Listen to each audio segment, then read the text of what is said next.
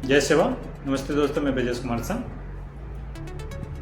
Basically दो subject हमेशा मेरा रहेगा। एक बच्चों का एजुकेशन, क्योंकि दो मेरे छोटे बच्चे हैं और उनके एजुकेशन के बारे में सोचते रहता हूँ और प्रयोग करते रहता हूँ, और जो प्रयोग करता हूँ वो आपके लिए लेकर आता हूँ। और दूसरा इंश्योरेंस, क्योंकि मेरा प्रोफेशन इंश्योरेंस है और मैंने इंश्योरेंस की सारी पढ़ाई करी हुई है और मैं इंश्योरेंस से जुड़ा हुआ हूँ। तो आपको इंश्योरेंस में अवेयर करने के लिए मैं इंश्योरेंस से रिलेटेड वीडियो लाता हूँ। तो ये दो सब्जेक्ट हमेशा रहेगा, एक तो एजुकेशन बच्चों का और दूसरा इंश्योरेंस। तो आइए हम नेशनल का एक प्रोडक्ट देखते हैं। नेशनल इंश्योरेंस कंपनी का एक प्रोडक्ट है जिसका नेशनल भारत गिरी रक्षा पॉलिसी है। और यह गिरी रक्षा पॉलिसी पूरे इंडस्ट्री में एक ही जैसा है, सबका एक ही कवरेज है, रेट भी सबका समान है, इक्वल है। डिस्काउंट आगे पीछे हो सकता है लेकिन सब में एक ही कवरेज है सारी कंपनियों में, और सारे कंपनियों में एक ही रेट है। डिस्काउंट आगे पीछे हो सकता है, वो डिपेंड करता है। तो आइए हम डिटेल में थोड़ा देखते हैं कि नेशनल भारत गिरी रक्षा पॉलिसी क्या है, इसमें क्या क्या कवरेज है और कौन ले सकता है, क्यों लेनी चाहिए और इसके क्या बेनिफिट है। तो आइए पीपीटी के माध्यम से समझते हैं। तो आइए हम देखते हैं नेशनल भारत गिरी रक्षा पॉलिसी, जो नेशनल इंश्योरेंस का एक प्रोडक्ट है और इसमें क्या क्या कवर है। हु कैन बाई इंश्योरेंस, कौन ये इंश्योरेंस ले सकता है।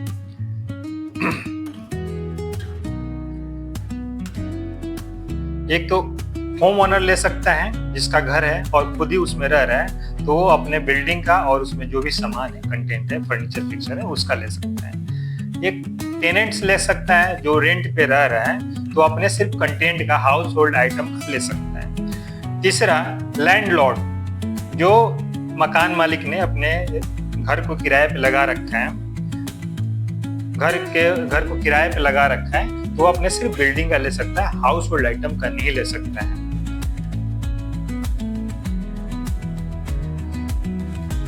What are the inbuilt cover, इसमें क्या क्या इनबिल्ट कवर है। इसमें बिल्डिंग के अलावा कंटेंट ऑटोमेटिक कवर होता है। 20% of building cost up to 10 lakh of sum insured. मान लीजिए आपका बिल्डिंग का कॉस्ट जो है 1 करोड़ है, तो 20% 20 लाख हो गया, लेकिन मैक्सिमम क्या है 10 लाख तक आपका कंटेंट ऑटोमेटिक कवर्ड रहेगा। 10 लाख ऑटोमेटिक इसमें कवर्ड रहेगा।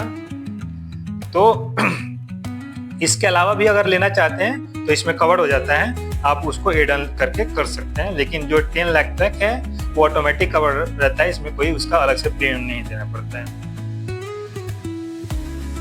लॉस ऑफ रेंट का मतलब ये हुआ कि आपने बिल्डिंग को किराए पे लगा रखे हैं और उस कंडीशन में अगर आग लग जाती है, उस कंडीशन में आपका लॉस ऑफ रेंट हो रहा है, जो रेंट आ रहा था वो नहीं आ रहा है लॉस होने की वजह से। तो जितने समय तक बिल्डिंग बन के तैयार नहीं हो जाती है उतने समय तक के लिए कंपनी आपको एक रीजनेबल रेंट आपको प्रोवाइड करती है, कंपनी उसका क्लेम देती है रेंट का। हाँ, दूसरा कंडीशन है कि अल्टरनेट एकोमोडेशन। मान लो कि आप बिल्डिंग में रह रहे हो और आप ही का बिल्डिंग है और उसमें आग लगने की वजह से आप वहां पे अब नहीं रह पा रहे हो, दूसरे जगह रहना पड़ रहा है। तो जब तक घर बन के तैयार नहीं हो जाता है तब तक के लिए आप जो बाहर रह रहे हो, जितना रेंट लगेगा वो कंपनी एक रीजनेबल रेंट आपको कंपनी क्लेम के रूप में देती है। उसके अलावा जो आपका बिल्डिंग का नुकसान हुआ है उसके अलावा ये एडिशनल आपको रेंट देती है कंपनी। हाँ, इसमें इनबिल्ट क्या क्या कवरेज है, इसमें इनबिल्ट कवर क्या क्या है ये देखते हैं कि कौन कौन से पेरिल्स कवर होते हैं इसमें, ये देखते हैं। एक तो हो गया फायर की इंश्योरेंस है, ये एक्चुअली फायर की इंश्योरेंस है, फायर तो इसमें कवर होगा ही होगा। तो फायर। हाँ, एक और चीज इसमें समझने लायक है कि अगर शॉर्ट सर्किट जो होता है कवर नहीं होता है, लेकिन शॉर्ट सर्किट से आग जो लगती है वो कवर होता है। मान लो कि फ्रिज में आप शॉर्ट सर्किट की वजह से फ्रिज में आग लग जाती है, तो फ्रिज का क्लेम नहीं मिलेगा, लेकिन फ्रिज की वजह से जितना घर में नुकसान होती है, चाहे बिल्डिंग पूरा जल जाता है और लॉस ऑफ रेंट आ जाती है, चाहे जो भी कुछ आ जाता है, तो कंपनी देगी, लेकिन सिर्फ फ्रिज का नहीं देगी, ये शॉर्ट सर्किट के केस में। दूसरा चीज है एक्सप्लोजन और इम्प्लोजन। एक्सप्लोजन क्या होता है? घर में क्या एक्सप्लोजन हो सकता है? कुकर फट सकता है, गैस सिलेंडर फट सकता है, गीजर फट सकता है। इन सब के फटने से जो भी आग लगती है, तो उस आग लगने से जो भी क्लेम आता है वो कंपनी क्लेम देती है, मीन्स एक क्लेम एडमिसिबल है। लाइटनिंग की वजह से भी नुकसान हो जाती है, कई बार इलेक्ट्रॉनिक आइटम खराब हो जाते हैं या लाइटनिंग से आग लग जाती है घरों में, तो वो चीज कवर्ड होता है। अर्थक्वेक कवर्ड होता है। और STFI, ये STF के आंधी तूफान है, storm, cyclone, typhoon, Tempest, hurricane, ये सारे जो आंधी तूफान का नाम है, और ये सारी चीजें कवर्ड होता है इंश्योरेंस में। तो आंधी तूफान से जो भी नुकसान होता है वो इसमें कवर्ड होता है। नेक्स्ट आते हैं एक्ट ऑफ टेररिज्म। टेररिज्म अगर आपने लिया है, इसमें टेररिज्म होता है, तो टेररिज्म की वजह से जो भी नुकसान होता है, तो ये कंपनी आपको, आपके प्रॉपर्टी का नुकसान होता है तो कंपनी आपको ये इंश्योरेंस का पैसा देती है, क्लेम देती है। इसमें क्लेम एडमिसिबल है।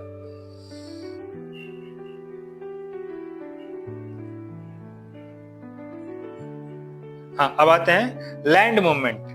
लैंड मूवमेंट क्या होता है? लैंड स्लाइड हो जाती है या लैंड बेड डाउन हो जाता है। जिस जहाँ घर बनी हुई अगर नीचे धंस गया और धंसने की वजह से जो नुकसान हो गया आपके घर का, तो उस केस में भी कंपनी आपको क्लेम देती है। इम्पैक्ट डैमेज क्या होता है? अगर अभी हाल फिलहाल में जो हुआ था कि एरोप्लेन पूरी तरह से टेक ऑफ नहीं कर पाई थी, और उस केस में जो एक बिल्डिंग पे गिर गई थी, लैंड हो गई थी, क्रैश हो गई थी प्लेन, और उसके वजह से काफी नुकसान हुआ था बिल्डिंग का और लोग बाग भी मरे गए थे। तो उस कंडीशन में जो प्रॉपर्टी का नुकसान होता है, इस केस में कंपनी क्लेम देती है, मतलब ये क्लेम एडमिसिबल है। ट्रक मार दिया आपके घर में, धक्का, डैमेज कर दिया आपके घर को, तो उस केस में भी क्लेम मिलता है। इसको बोलते हैं इम्पैक्ट डैमेज। और प्लम्बिंग डिजास्टर, मान लो पानी का टंकी है, फट गया, और पानी की टंकी फटने की वजह से पूरे घर में पानी फैल गया, या कहीं से पाइप फट गया और उसके वजह से पूरे घर में पानी भर गया, कोई ऐसा इलेक्ट्रॉनिक आइटम या कोई ऐसा चीज डैमेज हो जाता है, तो इस कंडीशन में भी ये कवर्ड होता है।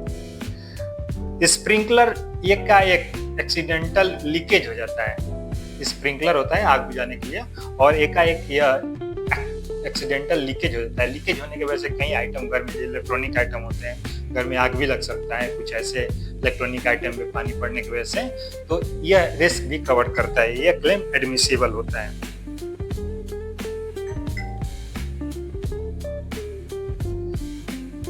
हाँ, एक और चीज है,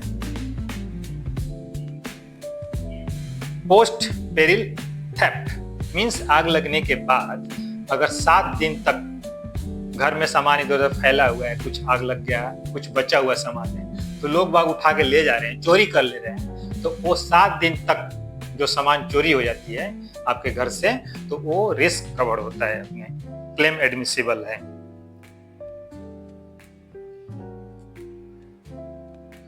एड ऑन कवर क्या ले सकते हैं?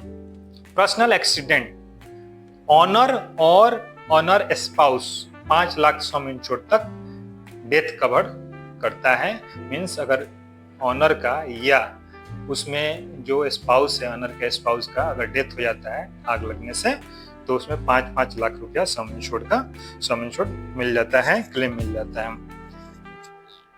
ये एड ऑन कवर लेना पड़ता है, इसके लिए अलग से प्रीमियम लगता है, 25 रुपया प्लस GST लगता है। दूसरा है वैल्यूएबल कंटेंट्स, जैसे ज्वेलरी हो गया या कोई ऐसे आइटम हो गया, एग्रीड वैल्यू बेसिस बोलते हैं, तो ऐसे आइटम है जैसे पेंटिंग हो गया या ऐसे कुछ विंटेज कार हो गया, तो एक एग्रीड वैल्यू पॉलिसी होता है, तो इसका भी हम एड ऑन कर सकते हैं। उसके लिए हमें वैल्यूएशन कराना पड़ता है, और वैल्यूएशन करके इसका इंश्योरेंस हम ले सकते हैं, इसको एड ऑन कर सकते हैं, इसका अलग से प्रीमियम चार्ज होता है।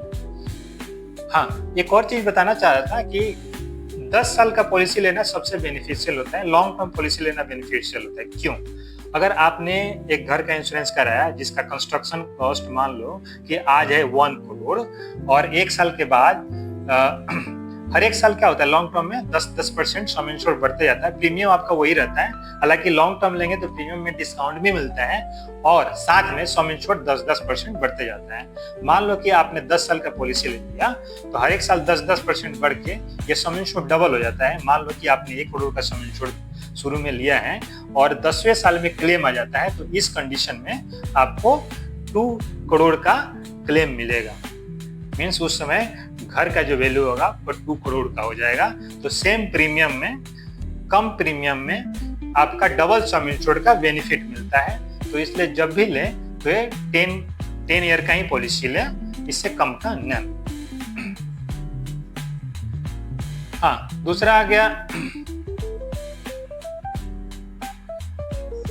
मैक्सिमम 10 ईयर का ही ले सकते हैं इसमें, और ये कच्चे कंस्ट्रक्शन का नहीं ले सकते हैं। घर का जो इंश्योरेंस है कच्चे कंस्ट्रक्शन का, जैसे घास फूस से बना हुआ हो, मिट्टी से बना हो घर, तो इस तरह के हम इसे नहीं देते हैं, पक्के कंस्ट्रक्शन के लिए देते हैं। हाँ, ये मार्केट वैल्यू नहीं होता है, रीइंस्टेटमेंट वैल्यू होता है। मीन्स घर बनाने के जो खर्चे हैं आज के डेट में कितना है उसका खर्च, वही उसका वैल्यू होता है। मीन्स इसका डिप्रिसिएशन नहीं होता है। मीन्स इसका रेट जो है ना कम नहीं होता है, बढ़ते जाता है, कम नहीं होता है। रीइंस्टेटमेंट वैल्यू होता है। मीन्स रीइंस्टेटमेंट वैल्यू का मतलब ये हुआ कि आज इसे नए बनाने में कितना खर्च हो गया। अगर आग लग गई तो नए बनाने का खर्च क्या हुआ, तो नए बनाने का हम खर्च देते हैं, न कि पुराने का खर्च देते हैं। मान लो कि आपने बिल्डिंग का आज बनाने में 60 लाख रुपया लगाए और 2 साल के बाद इसे बनाने में, 2 साल के बाद क्लेम आ गया, आपने अगर लॉन्ग टर्म ले आए पॉलिसी तो 2 साल के बाद इसका बनाने में अगर 80 लाख लग रहा है तो कंपनी 80 लाख का क्लेम देती है, ना कि 60 लाख का देती है। और 60 लाख पे डिप्रिसिएशन भी होता है, लेकिन यहाँ पे डिप्रिसिएशन नहीं होता है, यहाँ पे रीइंस्टेटमेंट वैल्यू पे होता है। मीन्स इसका वैल्यू बढ़ते जाता है, घटता नहीं है। मीन्स इसका मतलब ये हुआ कि ओल्ड फॉर न्यू, कंपनी आपको न्यू बना के देती है। आज के डेट में न्यू कंस्ट्रक्शन का कॉस्ट देती है, तो इसलिए ये काफ़ी बेनिफिशियल है, काफ़ी सस्ती है पॉलिसी। अगर मान लो कि आपने 10 साल का पॉलिसी लेते हैं, अगर 1 साल का ही अगर एग्जाम्पल लें, तो अगर आपका घर बनाने का जो कंस्ट्रक्शन कॉस्ट है अगर 1 करोड़ है तो 1 करोड़ का कम से कम मिनिमम जो मैक्सिमम आता है इसका प्रीमियम 1000 आएगा। प्रीमियम लगभग इसी के आसपास आएगा, थोड़ा सा आगे पीछे हो सकता है। और 10 साल का लेंगे तो 10 लाख नहीं, 10,000 नहीं आएगा प्रीमियम, उससे कम आएगा, 8-9 हज़ार प्रीमियम आएगा। तो 10 साल में 2 फायदे हैं, एक तो सम इंश्योर्ड डबल हो जाएगा और दूसरा ये है कि आपको प्रीमियम भी कम लगेगा। तो इस तरह से आप जब भी घर का इंश्योरेंस लें तो 10 साल का कम से कम ले इकट्ठे, इससे आपको फायदा सम इंश्योर्ड में भी होगा और प्रीमियम भी कम लगेगा। तो ये इस तरह से आप घर का इंश्योरेंस करा सकते हैं। बहुत छोटा प्रीमियम होता है। अगर 1 करोड़ का है अब घर का वैल्यू, आपका कंस्ट्रक्शन का कॉस्ट या इसमें जो भी कंटेंट मिला के, तो उन सबको अगर ऐड करके 1 करोड़ का है तो आपका प्रीमियम 1000 आता है, या इस थोड़ा सा आगे पीछे होता है। तो ये बहुत छोटा अमाउंट है और ये आपका पूरा घर का जो भी बेनिफिट बताया है, ये सारे रिस्क इसमें कवर होते हैं, जो भी इसमें पेरिल्स कवर होते हैं और जो भी इसका बेनिफिट होता है वो सारे कवर होते हैं। बहुत छोटा प्रीमियम होता है, तो अपने घर का इंश्योरेंस जरूर कराएं। या छोटे अमाउंट से आपका इतना बड़ा प्रॉपर्टी सिक्योर हो जाता है आर्थिक रूप से। जय हिंद, नमस्ते दोस्तों।